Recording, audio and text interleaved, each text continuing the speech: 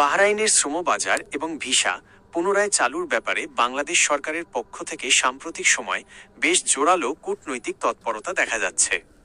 আপনি ঠিকই শুনেছেন, বাহরাইনে বাংলাদেশিদের জন্য সব ধরনের ভিসা পুনরায় সচল করতে বাংলাদেশ সরকারের পক্ষ থেকে আনুষ্ঠানিক অনুরোধ জানানো হয়েছে। এই বিষয়ে সর্বশেষ আপডেটগুলো নিচে তুলে ধরা হলো। উচ্চ পর্যায়ের বৈঠক ও অনুরোধ। 2025 সালের নভেম্বরে বাহরাইনে অনুষ্ঠিত মানামা সংলাপের ফাঁকে বাংলাদেশের পররাষ্ট্র উপদেষ্টা মো. তৌহিদ হোসেন বাহরাইনের উপস্বরাষ্ট্রমন্ত্রী আদেল বিন খালিফা আল ফাদেলের সাথে একটি গুরুত্বপূর্ণ বৈঠক করেন। সেখানে তিনি স্পষ্টভাবে ব্যবসায়ী, পেশাজীবী এবং দক্ষ অদক্ষ সব ধরনের কর্মীর জন্য ভিসা পুনরায় চালুর অনুরোধ জানান। 2. বাহরাইন সরকারের ইতিবাচক সাড়া। বৈঠকে বাহরাইনের পক্ষ থেকে জানানো হয়েছে যে তারা বাংলাদেশি কর্মীদের অবদানকে অত্যন্ত গুরুত্ব দেয়।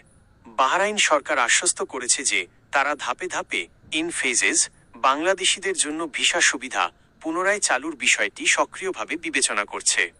3. মূল ইস্যুগুলো কি কি?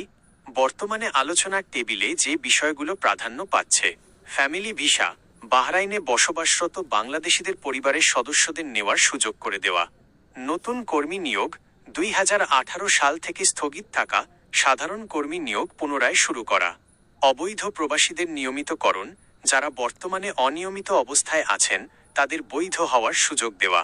4. 2026 সালের বর্তমান পরিস্থিতি।